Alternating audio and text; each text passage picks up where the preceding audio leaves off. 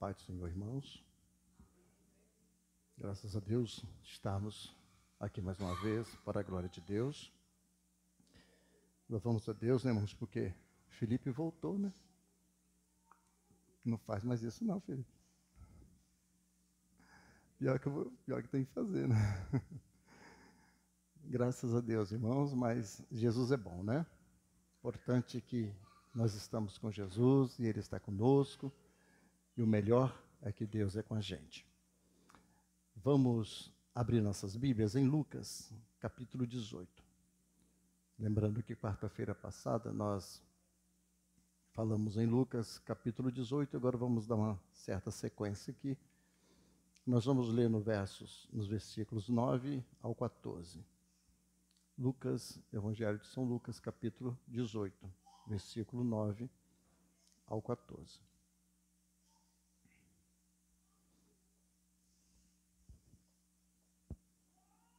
Vamos ler a palavra de Deus.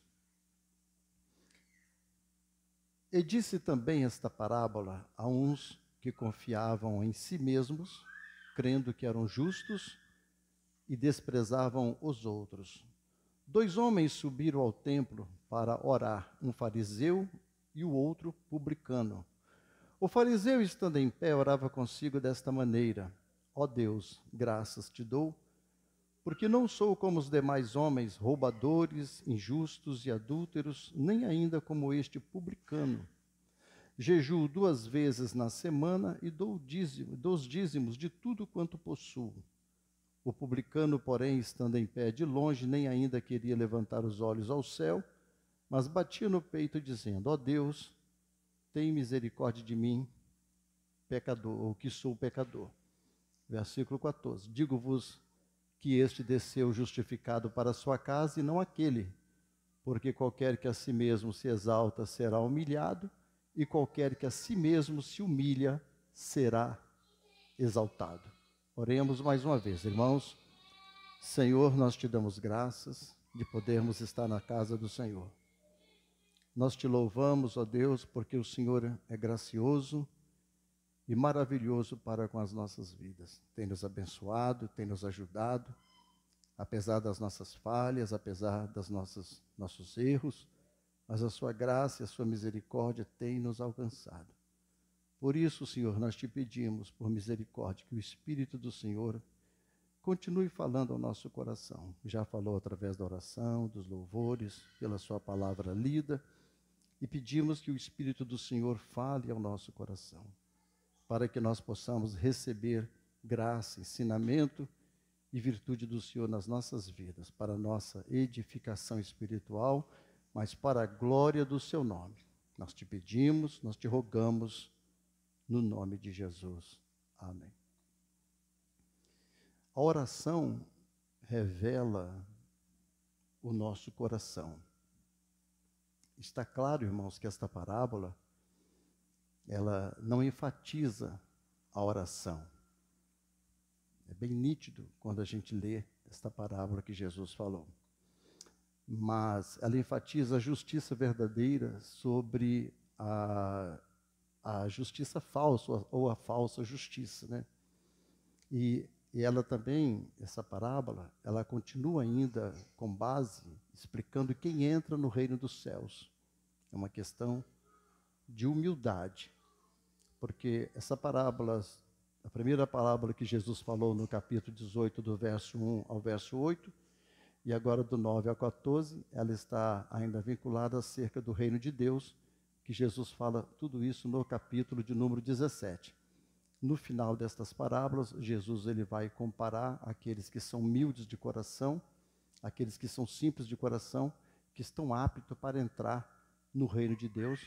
Por isso que no verso de número 18, quando Jesus ele afirma, no verso de número 8 do capítulo 18, de que nós falamos quarta-feira passada, Jesus ele fala assim: porventura, se quando vier o Filho do Homem achará fé na terra, ou seja, com base de quando Jesus vier, quem estará apto para entrar no reino dos céus.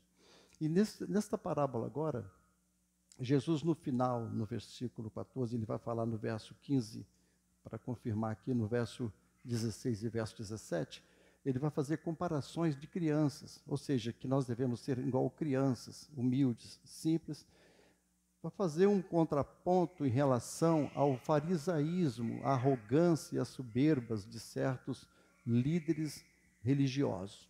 Mas também, irmãos, nós não podemos negar o fator preponderante desta parábola, ou seja, ela vai falar da autojustiça, é a autojustiça que ela está falando, das pessoas que têm autojustiça, mas ela enfatiza isso envolvendo a adoração e a oração, porque este é o ponto.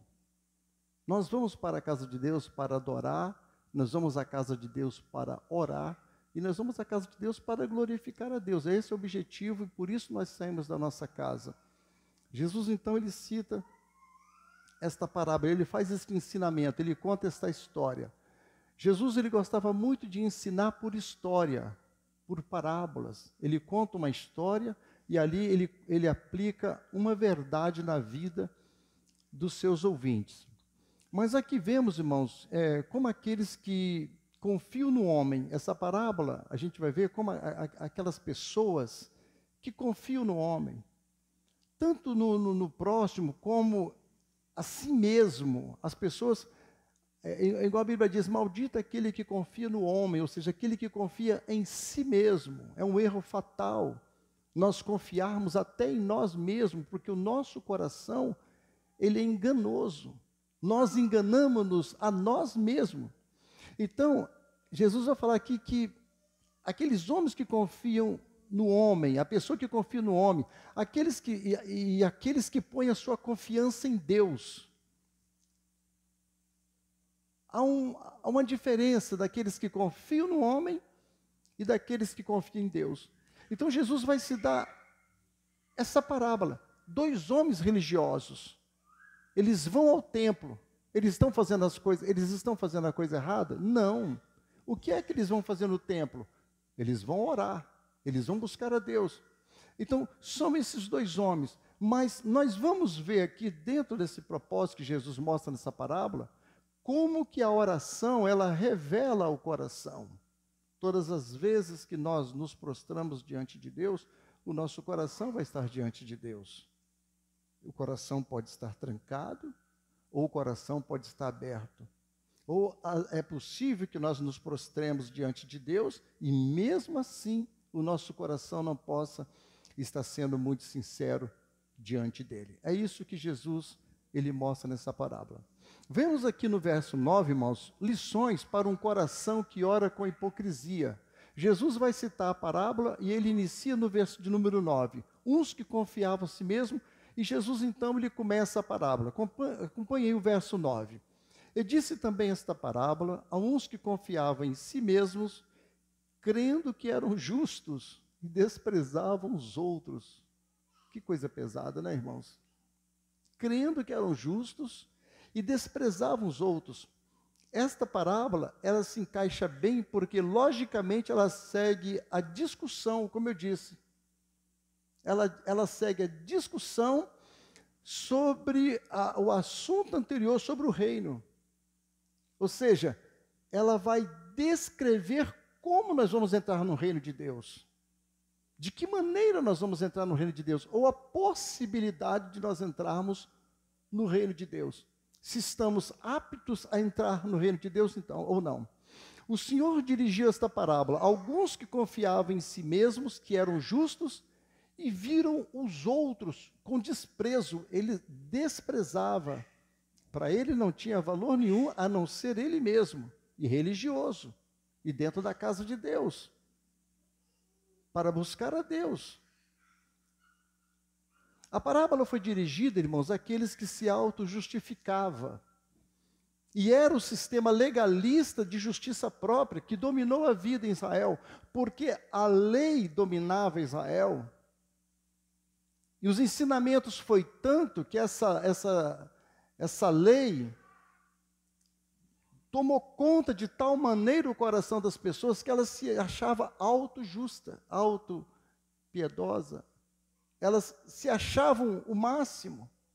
E toda a nação tinha sido tomada por causa dos ensinamentos nas sinagogas. Por esta razão que quando Jesus ele entra em Jerusalém, depois que ele é batizado com seus 30 anos, ele começa a ensinar o que é o Evangelho. Há um contraponto muito grande, porque Jesus era totalmente diferenciado. Por exemplo, os fariseus menosprezavam as mulheres, como foi falado aqui na parábola anterior. Jesus ele já apoiava as mulheres. Os fariseus gostavam de orar nas esquinas para mostrarem que eram santos e perfeitos. Jesus já fez totalmente o contrário. Ele disse: entra no teu quarto, no aposento, na tua casa e fala com teu pai em secreto. Ele vai te recompensar, para que os homens não venham trazer recompensa para você. Então nós vemos uma diferença muito grande. E todo Israel estava dominado, irmãos, porque eles se justificavam. Todo o povo. A sua teologia foi ensinada nas sinagogas e influenciou muito a população. Como resultado, as pessoas acreditavam que a sua autojustiça ganharia entrada para o reino de Deus. Era o suficiente. Eu sou tão justo que eu já estou preparado para entrar no reino de Deus. Vocês já conheceram pessoas assim. Pessoas que dizem assim: eu sou tão bonzinho, né? Eu não fumo, eu não bebo, eu não roubo, eu não mato. Eu me sinto uma pessoa tranquila, eu não tenho inimizade com ninguém. Para mim está tudo certo, não tem problema com ninguém. Eu gosto de todo mundo, então eu não vou ficar fora do reino de Deus. As pessoas esquecem, irmãos, ou não conhecem, ou desconhecem, ou não sabem que a nossa autojustiça ela não vai nos levar somente à perdição. Não é uma coisa que eu estou falando, porque não, é afirmando mesmo. A nossa autojustiça ela vai nos levar à perdição, tanto eu quanto qualquer um de nós. Ela não vai nos levar a nada. Nós só podemos entender, irmãos, que nós só podemos entrar no reino de Deus mediante a Jesus Cristo. Fora de Jesus, não há possibilidade de nós alcançarmos a salvação. Os fariseus, eles eram mestres nisso. Eles representam também todos aqueles que buscam a salvação através do alto esforço e da autojustiça. Ou seja, eu faço, eu sou salvo. Eu ajo desta maneira, então eu sou salvo. Se eu não fizer, eu não serei salvo. Eu preciso fazer para ser salvo. Porque as pessoas não têm conhecimento disso. Há os que acreditam que têm o poder de viver uma vida que agrada a Deus o suficiente para ganhar a vida eterna em seu reino. Essa sempre foi e ainda é a mentira dominante que Satanás usou para atrair as pessoas para a perdição eterna. Isso é constantemente o diabo está fazendo e colocando na mente das pessoas essa autojustiça, esse autoproclama que é bonzinho, que é boazinha, sabe, que está tudo bem com ele. Ele esquece da influência satânica, a influência diabólica que está aqui trabalhando contra Deus e trabalhando contra nós mesmos e trabalhando nos nossos corações. Por isso precisamos estar bem atentos em relação a isso. Se eu acredito em mim mesmo, que eu tenho uma vida elevada com Deus, então fica fácil de eu desprezar os outros. Eu sou tão santo, eu sou tão perfeito, eu oro tanto, mas eu oro tão bem, prego bem, canto bem, eu faço os trabalhos tão bem, eu não sou como fulana de tal, eu não sou como ciclano, eu não sou como, olha só como é fácil de julgar. Porque você vai medir pela sua própria pessoa, pelo seu eu, pelo seu egoísmo, por quem você acha que é alguma coisa. Esse é o perigo. Então é fácil de nós apontarmos o dedo e dizer que fulano é isso, ciclano é aquilo outro. Já viu pessoas, mas às vezes julga todos e a todos, mas ele mesmo não consegue olhar para si mesmo. Não consegue olhar para dentro do seu coração. Ele está tão cego, ela está tão cega, que ela pensa que ela é justa o suficiente. Isso é um problema muito sério. Por isso nós precisamos aprender as Escrituras, precisamos aprender quem é Deus. Irmãos, nós não precisamos fazer nada, nós só precisamos imitar Jesus. Só precisamos imitar Jesus. É só seguir o que Jesus seguiu, é fazer o que Jesus fez, olhar nas Escrituras o que Jesus fez e copiar Jesus. Está tudo aqui dentro dos nossos olhos para nós olhar e colocar em prática. Fazer o que Jesus fez. E se nós fizermos o que Jesus fez, certamente nós vamos alcançar a salvação. Por isso precisamos aprender. Precisamos receber a doutrina, receber a palavra de Deus no nosso coração.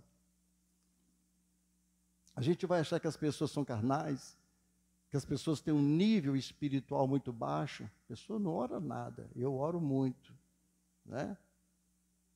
senhor não prega nada, eu prego muito. Não canta nada, eu canto muito. Eu faço mais do que fulano de tal, e que ciclano. Então, nós temos que olhar isso aí. Vejamos que a partir dos versos 10 ao versículo de número 14, irmãos, nós vamos ver aqui a hipocrisia religiosa na oração.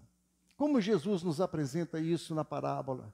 Ainda que é uma parábola, mas ele ensinou verdades para nós através dessa parábola. No verso 10, Jesus continua dizendo: 2 homens subiram ao templo para orar, um fariseu e outro publicano. Vejam bem, irmãos. Ambos os homens oravam e faziam a coisa certa, como eu disse. Eles estavam fazendo a coisa certíssima. Mas ambos os homens não vieram a Deus da mesma maneira. Eles não vieram iguais, da mesmo jeito. Não há ninguém com uma devoção religiosa mais que um fariseu. Se tinha alguém tão religioso, um homem que mostrava tanta religiosidade, eram os fariseus. Eita classe de gente religiosa que era perfeita na aparência. Então eles iam ali, sabe, copiosamente para o templo, para a devoção religiosa, para mostrar, para orar. O outro era desprezado pela sociedade, ele era um cobrador de impostos. Quando nós vemos a palavra publicano, ou seja, ele era público, ele trabalhava para o governo. E qual era o governo que dominava Israel, Jerusalém, naquela época? O governo romano. Então, esse publicano, ele trabalhava para o governo romano. O que é que os publicanos faziam? Eles iam de porta em porta, eles eram judeus, acreditavam em Deus, acreditavam na Torá, acreditavam na lei de Moisés, mas eles iam de porta em porta na casa dos judeus, batia na porta, nos comércios. Eu vim cobrar o imposto de César. Não tinha Pix naquela época, né? Não tinha, né, nada de burocrático como hoje, era frente a frente mesmo. Eu vim receber, eu quero o meu em ouro, eu quero o meu em moeda, eu quero o meu em prata, qualquer coisa desse tipo. Então eles batiam na porta dos judeus que eram subjugados pelo Império Romano, pelo jugo romano, e eles cobravam, e nisso trazia uma revolta muito grande. Por isso que quando Zaqueu ele desce depressa, ele encontra com Jesus, ele fala: ó Senhor, agora que é necessário que o Senhor entre na minha casa, eu vou restituir quadruplicadamente se eu tenho defraudado alguém, porque ele era menosprezado. Os publicanos eram odiados pelos judeus. E esse era um publicano, mas ele era religioso, ele foi para o templo orar junto com o fariseu, ao lado de um fariseu, de um homem santo, de um homem perfeito. Os 2 homens foram opostos polares. Eles eram o mais piedoso e o mais ímpio, o mais santo e o mais ímpio, dos mais respeitados e dos mais desprezados da sociedade judaica.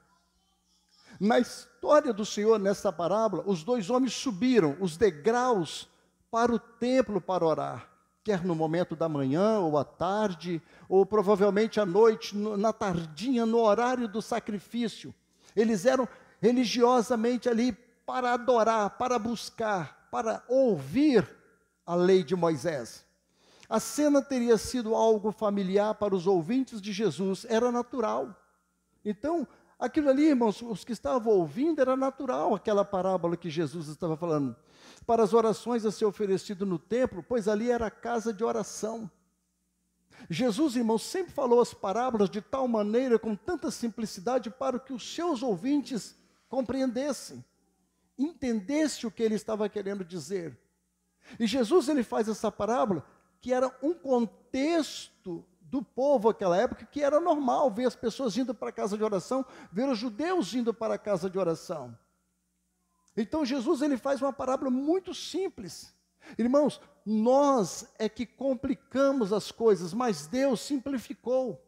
Quando vocês verem um evangelho muito complexo, um evangelho místico, que precisa ser revelado cada dia algo misterioso, aqui vai acontecer algo misterioso, nesta noite o Pai vai descer aqui nessa casa, temos que ter cuidado com isso, irmãos. Há muitas coisas estranhas no meio de tudo isso, porque Jesus é simples, humilde. sereno, ele é igual ao Pai. Vocês querem ver a simplicidade? Todo o Novo Testamento, irmãos, foi escrito no grego koiné. O que é o grego koiné? O grego mais simples que existe, o grego do povão, da ralé, para que todo mundo entendesse.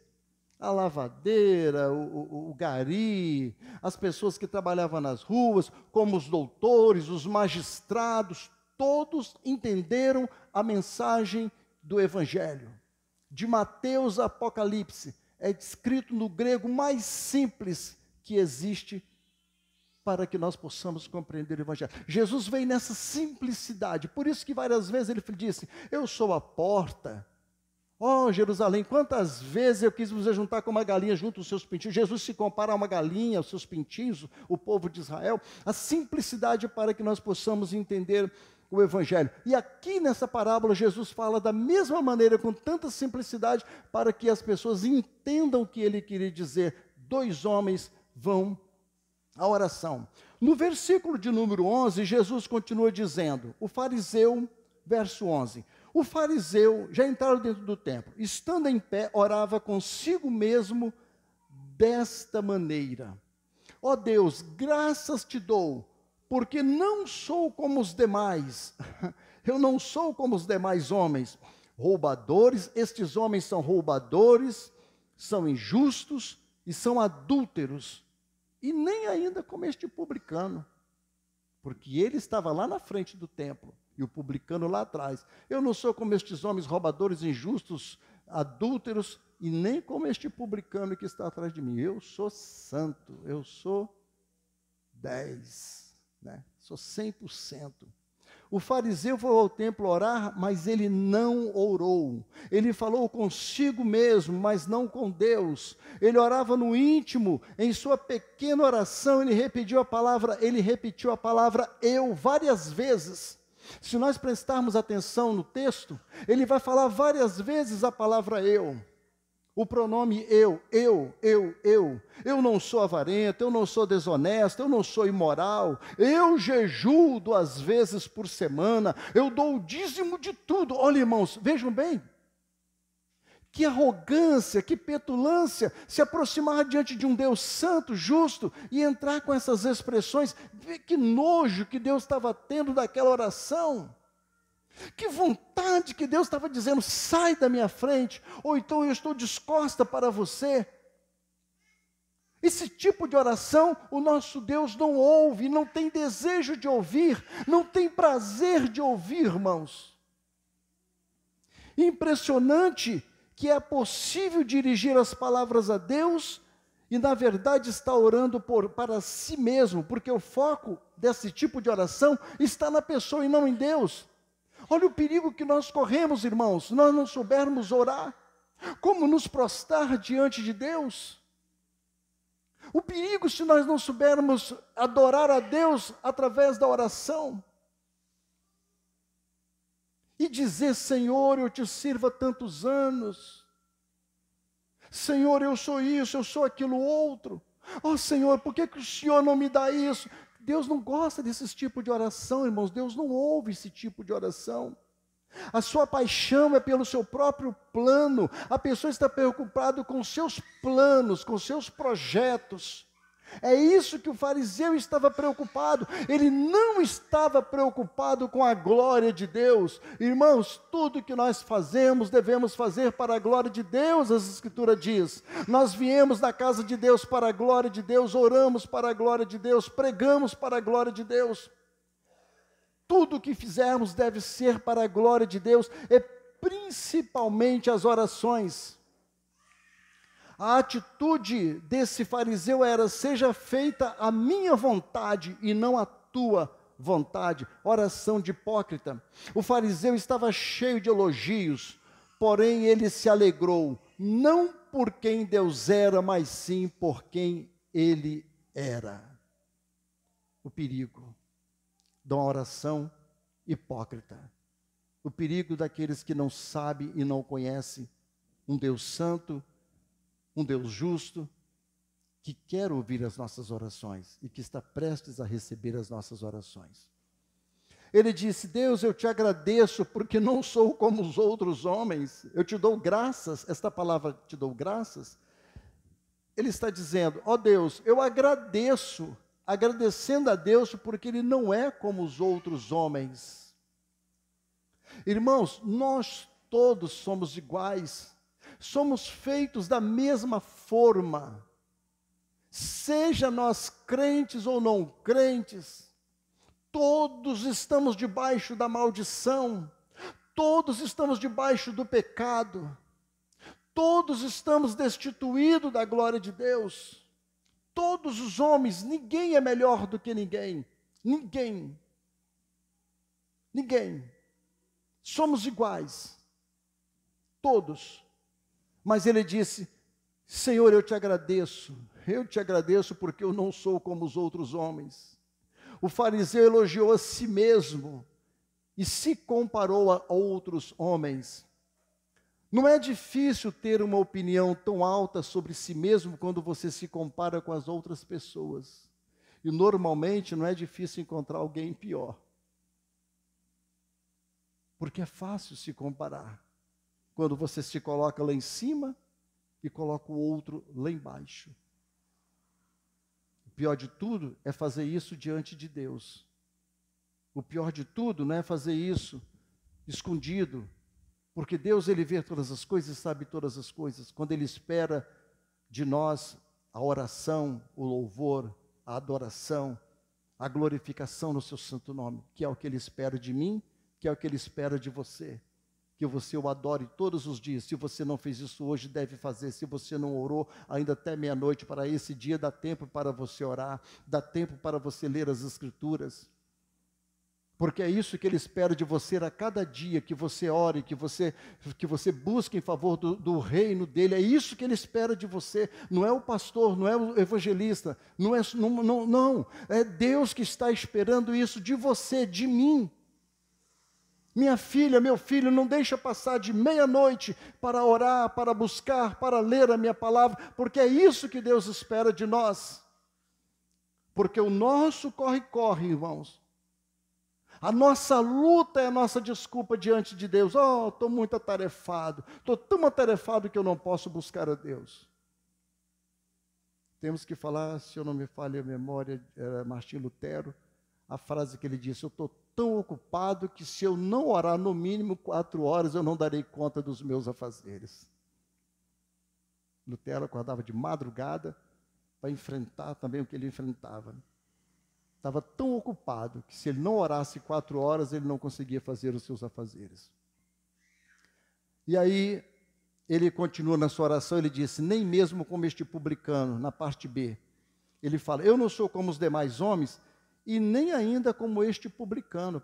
Eu acho que ele até apontou o dedo, como se Deus não soubesse quem era o publicano que estava lá atrás. O pronome demonstrativo este, ele faz a distinção pejorativa. Porque quando ele fala este, ele já está mostrando que ele é melhor. E este traz um sentido pejorativo. Eu sou melhor do que o publicano. E ele fala isso para Deus. Existia um rabino antigo, irmãos, que foi um exemplo desse tipo de orgulho quando disse, um rabino, quando fala-se rabino, obviamente que estamos falando de judeu. Então esse rabino antigo, ele disse o seguinte: se houvesse apenas 30 pessoas justas no mundo, ele disse, eu e meu filho seríamos 2 delas. Mas se houvesse apenas 20 pessoas, eu e meu filho estaríamos dentro do número.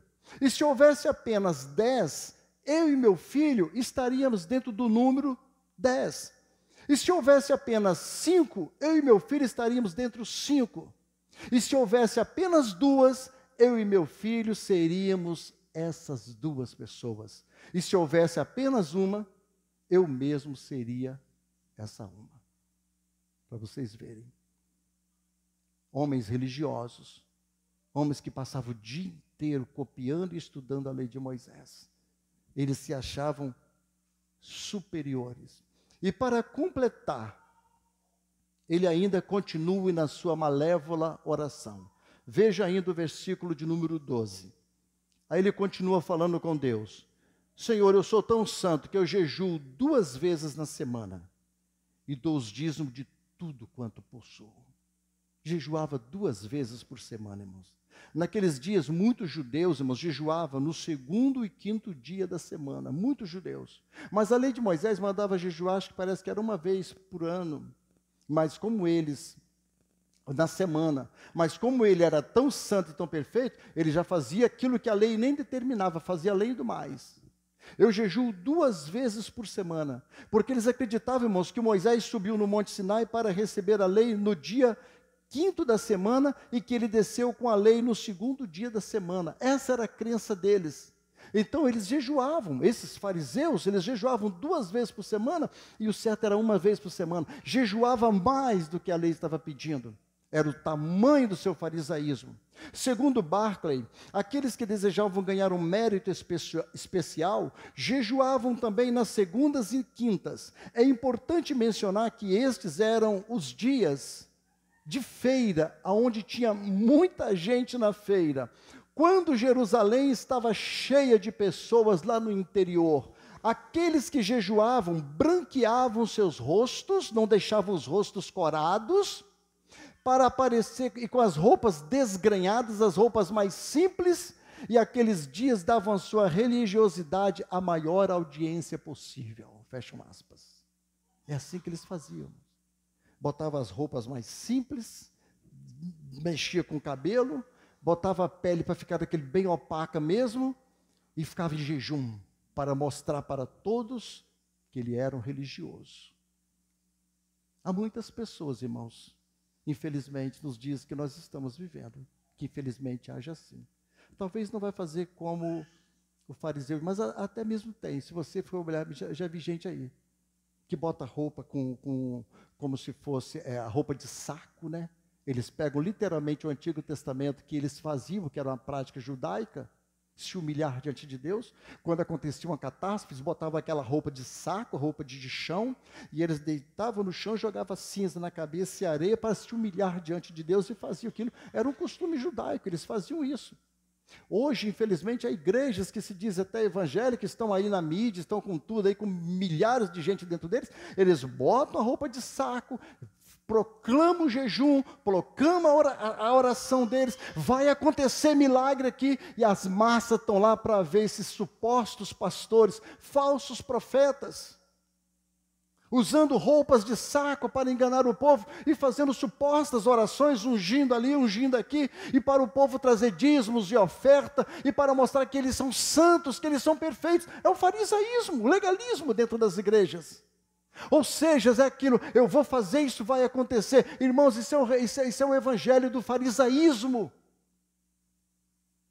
Isso é o evangelho de homem. Isso é evangelho, irmãos, que não traz vida, porque evangelho sem cruz não é evangelho. Evangelho tem que ter cruz, evangelho tem que ter sangue. E sem isso, não é evangelho. E muitos estão fazendo desse tipo, irmãos. O que o fariseu disse sobre si mesmo era verdade. Não falou nada mais que mentira, falou a verdade. Ele era aquilo mesmo. O seu problema não é estar longe no caminho, mas é que ele estava no caminho completamente errado. Ele estava totalmente distorcido, irmãos, e levando pessoas que o acompanhavam junto com eles. Assim também é nos dias de hoje. Os falsos profetas estão aí, os falsos mestres, os falsos pastores. Não vou dizer as falsas igrejas, que elas não são falsas igrejas, porque a igreja é o povo, e Deus tem os seus. Mas estão seguindo por esses caminhos e vão abrindo as portas cada vez mais, mas eles estão certos porque eles fazem aquilo que eles acreditam e enganam também o povo. E infelizmente muitos gostam de ser enganados. E nós estamos vivendo esse troço horrível nesses últimos dias, em que vai se aproximando o fim. Então o problema, irmãos, é que ele não estava longe no caminho, é que eles estão completamente errado. Isso não é evangelho, irmãos. Nós precisamos entender o que é evangelho, a simplicidade do evangelho. Então, Jesus agora ele vai mostrar como que o publicano entrou. No versículo de número 13. O publicano, porém, estando em pé de longe, vejam bem, irmãos, de longe, nem ainda queria levantar os olhos ao céu, mas de cabeça baixa, batia no peito dizendo: ó Deus, tem misericórdia de mim, que eu sou pecador. Ó Deus, tem misericórdia de mim, eu sou pecador. O fariseu, ele confiou em seu próprio poder e feitos perante Deus, mas o publicano confiou na misericórdia e na compaixão de Deus. Ele reconheceu que era um pecador que precisava da misericórdia de Deus. Nós podemos imaginar o fariseu orando com palavras eloquentes e em estilo espiritual, fluido, né? Ó, coisa aqui que eu falo bonito. Qualquer um que ouvisse orar diria que ele era um homem espiritual. Ora com tanto poder, irmãos, com tanta autoridade, né? Grita tanto na sua oração, faz tantos mistérios na oração, que é tanto poder, que não tem ninguém que duvide que ele não seja um homem de Deus, que ele não seja um homem espiritual. Essa é a oração do fariseu. Mas o publicano não. Ele reconheceu que era um pecador e precisava da misericórdia de Deus. Em contraste, nós podemos imaginar o publicano orando de forma desajeitada, com meias frases, sem saber colocar as palavras corretas, mas com medo ainda, irmãos. Mas a sua oração agradou a Deus. A sua oração chegou diante de Deus por causa da simplicidade, por causa do coração sincero, meigo, singelo, verdadeiro, puro, não importa. Enquanto nós julgamos, nós maltratamos, falamos que é um publicano, mas Deus recebe o publicano, recebe a prostituta, recebe o ladrão, recebe qualquer um que venha até a Ele. Jesus falou: todos quanto vêm a mim, eu não lançarei fora. Enquanto nós julgamos, achamos que não tem jeito, dentro da própria igreja, mas Deus está vendo. Deus é bondoso, misericordioso, gracioso, não importa a roupa, o estilo, a forma como vai ser. Deus tem os seus meios, as suas formas de abençoar quem Ele quer e da forma como Ele quer, desde que esteja com o coração sincero e verdadeiro, arrependido dos seus pecados. E ele estava arrependido dos seus pecados. Ele bate no peito, irmãos. Ele bate no peito. A ideia por trás disso era que um estava tão consciente de seu pecado e corrupção no coração que ele batia em seu próprio peito como uma punição. De acordo com Morris, o tempo verbal de batendo no peito descreve uma ação contínua. Ele continuou fazendo isso, irmãos. Ele não só bateu uma vezinha no peito, não. Segundo Spurgeon, o original não diz que ele bateu no peito uma só vez, mas que ele bateu repetidamente no peito. Foi um ato contínuo. Ele parecia dizer: ó coração perverso, e batia no peito. Diversas vezes, Spurgeon diz, ele expressou a sua dor intensa através desse gesto oriental, que era a maneira de se orar naquela época, pois ele não conhecia outra maneira de expressar sua tristeza. Batia no peito: eu sou pecador miserável, eu sou pecador miserável. Não bateu uma vezinha só.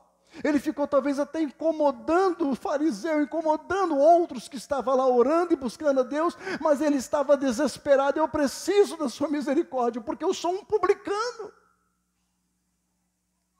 Eu sou desprezado pelos homens, eu sou desprezado pela sociedade, mas a oração era verdadeira, mas a oração era santa, a oração vinha do coração, a oração veio do Espírito que estava sobre ele, com um verdadeiro coração voltado para Deus. E Deus não rejeita, irmãos, um coração quebrantado, um espírito quebrantado que vem a Ele. Deus não rejeita as nossas orações quando nós vamos a Ele, verdadeiramente nos humilhando de quem verdadeiramente não somos e não maquiando a nossa vida. Deus quer transparência em nós, como este publicano. O fariseu achava que não era como os outros homens, e ele se achava melhor que eles. O publicano também achava que não era como os outros homens, ele se achava pior do que eles. A diferença é essa. Na verdade, ele até orou: ó Deus, tenha misericórdia de mim, como se ele fosse não meramente um pecador, mas o pior pecador por excelência. Eu sou o pior dos homens. Eu sou o pior que estou aqui dentro dessa igreja. Eu sou o pior que estou dentro desse templo. Eu sou o pior, Senhor. Tem misericórdia. Tem misericórdia. Um certo teólogo disse se não houvesse outro pecador no mundo, esse publicano seria o último. Em um mundo de pecadores, ele era um ofensor proeminente. O pecador dos pecadores, empaticamente, ele aplica a si mesmo o nome de culpado. Disse um certo teólogo. Ele se culpa, fala, eu sou o culpado. E a palavra grega, tem misericórdia, é hilaskomai. Palavra meia, os gregos é tudo meio estranho, né? A palavra grega para tem misericórdia, hilaskomai, é na verdade a palavra para um sacrifício expiatório, para expiar os pecados. O senso total do que o publicano disse foi assim que o publicano queria dizer: Deus, tem misericórdia de mim através do seu sacrifício expiatório pelos pecados, porque eu sou pecador. Bendito seja Deus. Que nós possamos aprender, irmãos, a orar como esse publicano. O único outro lugar que esta palavra é usada no Novo Testamento, hilaskomai, é em Hebreus capítulo 2, versículo 17, onde ela é traduzida por propiciação, ou seja, Jesus morreu pelos nossos pecados. Seja propício a mim, ao que Cristo fez por mim, me libertando dos meus pecados. Jesus continua, irmãos, explicando ainda agora no verso 14, fechando. Jesus então explica: digo-vos que este desceu justificado para sua casa, e não aquele, o fariseu. Porque qualquer que a si mesmo se exalta será humilhado, qualquer que a si mesmo se humilha será exaltado. Veja que o texto diz, irmãos, qualquer que a si mesmo se humilha. Aquele que a si mesmo se humilha. Como é importante a gente se humilhar a gente mesmo, né? Porque humilhar os outros é fácil. Qualquer que a si mesmo se humilha será exaltado. Mas quem se exalta será humilhado. Aqueles que quer se mostrar, que quer aparecer, ele acaba sendo humilhado. Irmãos, quem é não precisa ficar aparecendo. Quem é não tem necessidade de ficar se mostrando. E muitas pessoas que ainda não estão resolvendo os seus problemas, que estão se mostrando nas redes sociais, porque tem que mostrar, porque não é visto, porque não é aplaudido, não recebe aplauso, precisa mostrar, precisa dizer, precisa falar que é alguma coisa. Então todos os dias tem que postar as coisas, para todo mundo ver que ele é alguma coisa. Mas quem é? Nós somos servos de Deus, filhos de Deus. Nós sabemos para onde estamos indo e sabemos em quem temos crido. É desta maneira que nós precisamos nos dirigir a Deus no contexto da humildade, da simplicidade. A justificação do publicano foi imediata. Ele nem sabia que Deus tinha justificado, mas Deus justificou na hora, no ato ali, irmãos. Ele veio humildemente até Deus na base de seu sacrifício expiatório e foi justificado. Ele foi justificado, pois como um pecador, ele humildemente orou por misericórdia, e misericórdia no sentido de sacrifício expiatório. Ele orou: ó Deus, aceite o sacrifício expiatório e me perdoa, e me perdoe os meus pecados, não é os pecados do meu próximo. Ele não disse: eu não sou um fariseu ou um pecador arrependido que ora, eu sou pecador, me perdoa os meus pecados. Ele disse somente: Deus, tem misericórdia de mim, tem misericórdia da minha alma. Jesus disse: quem se humilha, quem se exalta será humilhado, e quem se humilha será exaltado. O fariseu via a oração e sua vida espiritual como um modo de ser exaltado, mas o publicano veio a Deus em humildade, enquanto o publicano reconheceu que Deus é grande, reconheceu que Deus pode, reconheceu que Deus é glorioso. O publicano sabia de tudo que Deus podia, apesar dos erros dele, apesar da sua fraqueza, apesar da sua falha. Completamente oposto, mas antagônico, o fariseu e o publicano. A verdadeira humildade é simplesmente ver as coisas como elas são. O fariseu se via como algo grande quando ele não era. O publicano se via como um pecador necessitado da misericórdia de Deus, como ele era, um pecador. Eu sou pecador e pronto, não tem jeito, somos pecadores. Nada ganhamos vindo a Deus na mentira do orgulho, na vaidade do nosso ego exaltado. O princípio de que Deus zomba os zombadores, mas concede graça aos humildes, é tão importante que Deus repetiu por 3 vezes. Que Deus dá graça aos humildes, mas Ele zomba dos escarnecedores. Provérbios capítulo 3, 34, certamente Deus escarnecerá dos escarnecedores, mas dará graça aos mansos. Tiago 4, 6, antes Ele dá maior graça, portanto diz, Deus resiste aos soberbos, mas dá graça aos humildes. E 1 Pedro 5, 5, Deus resiste aos soberbos, mas dá graça aos humildes. Humilde, irmãos, humilde é humilde, humilde não precisa nem explicar. Humilde recebe, humilde ouve, humilde é humilde. Humilde, ele está disposto a pagar o preço, a se renunciar, a se mostrar que ele realmente não é. Humilde é humilde. Mas o soberbo, Deus resiste ao soberbo. E nós vamos combater isso na oração, diante de Deus, quando nos aproximarmos diante de Deus. E exaltado neste contexto, irmãos, é sinônimo de salvação para estar no reino espiritual. E somente Deus pode nos colocar no reino espiritual. Exaltado aqui, ele quis dizer aquele que é salvo. Quando ele disse aqui, a qualquer que si mesmo se humilha será exaltado, porque Deus se humilhou, Deus coloca no reino espiritual, é salvo. O caminho da alta exaltação termina em juízo eterno. Por outro lado, todos os que se humilham, e confesso que não pode fazer nada para salvar-se, será exaltado para a glória eterna. Os pecadores acham que eles são bons, os salvos sabem que eles são maus. Os pecadores acreditam que o reino de Deus é para aqueles dignos dele. Os salvos sabem que o reino de Deus é para aqueles que sabem que são indignos dele. Os pecadores acreditam que a vida eterna é ganha. Os salvos sabem que é um dom gratuito. Os pecadores querem elogio de Deus, mas os salvos buscam o seu perdão. E é através da oração que o nosso coração ele é exposto, ele é revelado. Não há outra forma, irmãos. As Escrituras e a oração vai mostrar o teu e o meu coração.